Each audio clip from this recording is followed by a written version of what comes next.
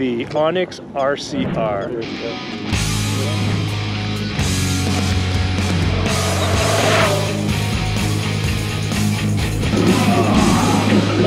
What's up guys, Jimmy Chang here with Andrew. Welcome back to Freshly Charged, where we review personal electric vehicles like this monster e-bike, e-motorcycle, e-moped. This box has a new bike sent to us from Rev Rides, and I'm super excited because this is another bike in the long line of PEVs that looks to blur the lines between high performance devices and just everyday bicycles. We have the ONYX RCR Dirt Kit version. So it's a 72 volt, 41 amp hour system, speeds of up to 55 miles per hour, range of over 100 miles. So I'm pretty stoked on this thing. This box came on a pallet. FedEx freight. They put a hole in the box, but I don't think anything's broken in here. Let's get opening. Danger zone. Job. The biggest thing for me when I saw the hole in the box was I was worried about the rotor, but the rotor seems pretty straight. So we'll see if it has any rubbing noise. ONYX is a US based company. They're all assembled and shipped out of California. So we're really excited about that. The packaging job, I'd give it a probably B+, maybe an A-. There's only so much you can control when it comes to FedEx or UPS. We've got some pedals, crescent wrenches, Allen keys. I think this is a 10 amp charger. So it's a massive 41 amp hour battery, and this should be able to charge it from empty to full in a little bit over 4 hours. A lot of times these bikes, these scooters, these devices will come with huge batteries, but itty bitty chargers, and the charging time is just absurd. More than a day it'll take it to charge. With this, that's really gonna speed up that charging process. Oh, and we got some key fobs, so I'm pretty stoked about this. Jimmy's son was worried about riding the bike to school. This one actually has an alarm, so I'm pretty stoked. So we have some extra bolts that are labeled. That's really sweet. A lot of times they're just messed up. You just have to figure out what bolt fits what based off of the size. This is a massive fuse. I've never seen a fuse this big, 120 amp fuse. And that makes sense because the controller says it rests at 100 amps and peaks at 180 amps. So that is just insane how big of a controller is in this bike. Okay, something cool that we just discovered is it actually comes with a title. Just in case you need to get this licensed and insured. The user manual is actually online, QR code, which is nice so they can keep it updated. I started following their Instagram page, and it's amazing all the customizations that people do on these bikes, and they just look pretty darn amazing. And if you don't want to customize it, it looks great as it is.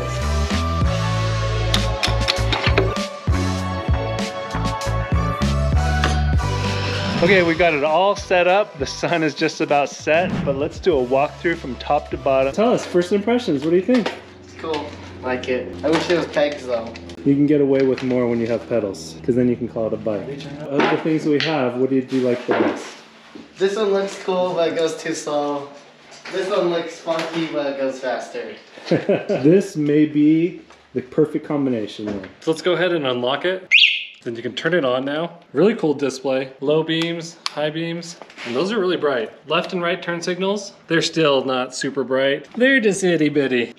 Whoa, that is a loud horn. And right next to the horn, there's a USB port where you can charge your auxiliaries. One interesting observation that I noticed is there's a mechanical brake lever, which is connected to hybrid hydraulic brakes down here, where you see a hydraulic brake lever on the right side, very similar to a motorcycle, and a motorcycle brake rotor. So two different types of rotors and two different types of brake levers, and a massive brake caliper. On the right side, you have a switch that you can go through eco and sport mode. Hydraulic suspension up front, 3-inch wide knobby tires, wood grain in the center. I do love this wood. You're gonna clip this in the front.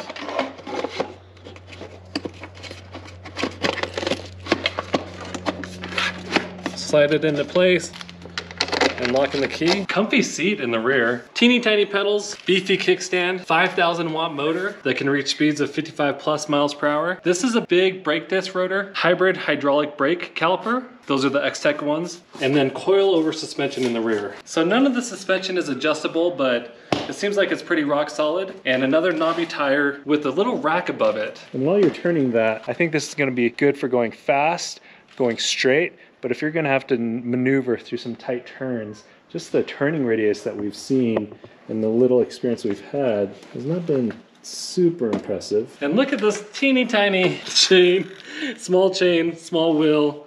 This is not meant to be ridden as a bicycle. I think really they put pedals on this to say it's an e-bike. I call this electric motorcycle light, not because it's light in weight, but because if you're thinking about getting into motorcycles, electric motorcycles, but you don't want to make that big jump where you have to get licensed, registered, insured, and you want something kind of in between, that's where this fits in. Comes with pedals, just so that we can call it an e-bike. We're gonna get the battery freshly charged for tomorrow. We're gonna take it for a spin, and we'll talk about the things we love about it, what we hate about it, and who we think should get this bike. All right, we've got our safety gear on, and we have the ONYX RCR out.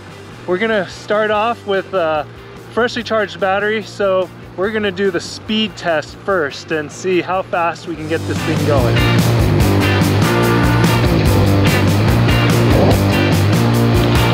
We're here at our speed testing spot. Let's get the draggy out and get some satellite speed data.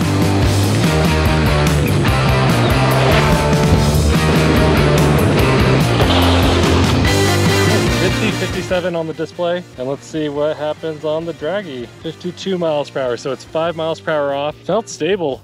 I hit a few potholes on the other end and felt great. To give you an idea of how fast Andrew was going, if you look at this, like normally we don't smash bugs with our helmet when we're riding, but you can see there he's got 1, 2, and you got them on your jacket too. The bottom end isn't as powerful as the top end. Ready to go. 16, 18, 28, 34, 39, 47,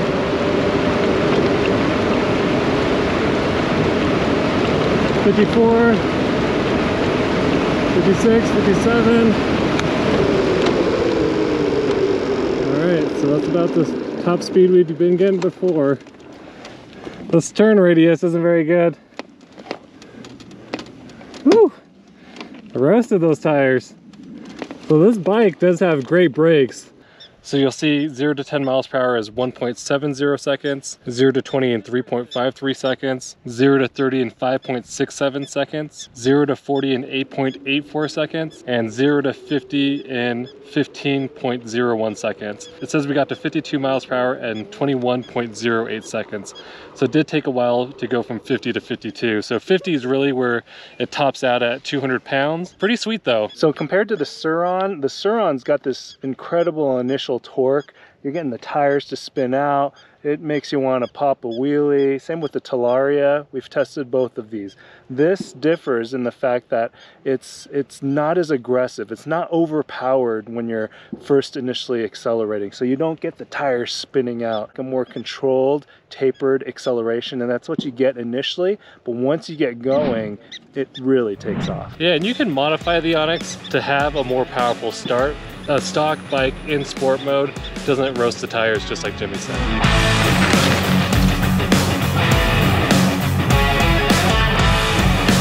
Okay, the sun is setting, but we're not done with this bike yet. Let's talk about the things that we like most about the ONYX RCR. I love the look, the craftsmanship of the wood, fit and finish.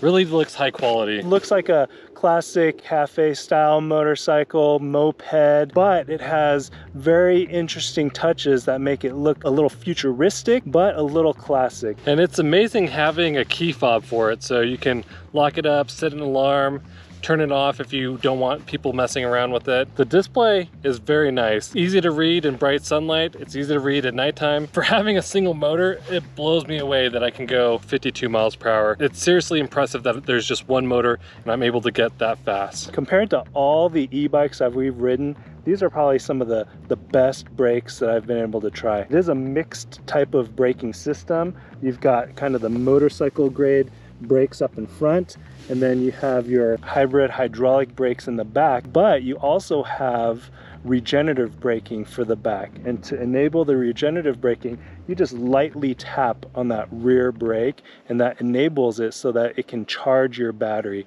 as you're attempting to slow down. One other thing is this bike is quiet. I can't believe how quiet this is. We're used to hub motors being really loud, a little bit obnoxious.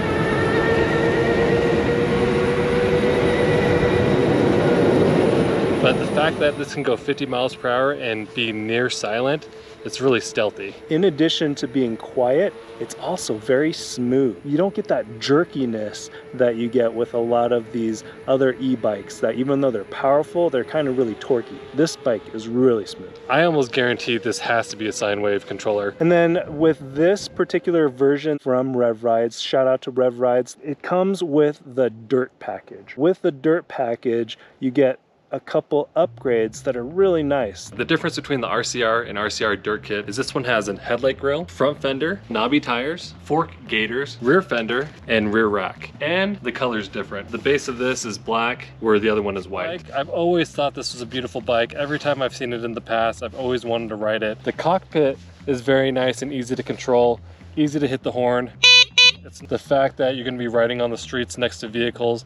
You need a loud audible horn to warn people in case of emergency. I love that this bike is actually made in the United States of America. This is the first electric bike that we've ever ridden that is actually assembled, built here in the United States. ONYX has their factory, their location in California. They hand build every bike. Let's keep riding. At our next stop, we're going to talk about the things that we don't like about this bike. One of the beautiful things about riding these PEVs is they're kind of outside of the law right now. Well, it depends on where you live. Be responsible, be respectful to everyone out there. It rides like a moped or a motorcycle. You don't need to get a license for this. You don't need to get registration. And so that is one of the beauties of these personal electric vehicles. Let's talk about range really quick. I know the reported range on the website says 45 to 120 miles worth of range, but to get 120 miles, you must be going really slow. What's the real world range we could expect? I've seen people have as little as 25 miles worth of range, but that's because they're going balls to the walls, 50 miles per hour the whole time. Really, you're probably gonna get about 50 to 60 miles worth of range of real world use. All right, let's talk about the things that we don't like about the ONYX RCR. The pedals are pretty much worthless. There's no pedal assist with them. They're really high. I would have liked them to be lower mounted. And it's got the smallest little chain ring, so if you do have to pedal this without any throttle, it's pretty awful. I wish that they would have put motorcycle grade brakes on the rear like they did on the front. Awesome stopping power. I don't have any issues with the bicycle brakes in the rear, but it should be the same. The handlebars are a little narrow for my liking. I like wider handlebars, and in this case, these handlebars are a little too narrow for me. They're hard to counter steer, so because they're so narrow, it makes it hard to do that. Some people aren't gonna mind this, but I do wanna roast my tires. So I wish that in sport mode, it would let me have the ability to roast the rear tires.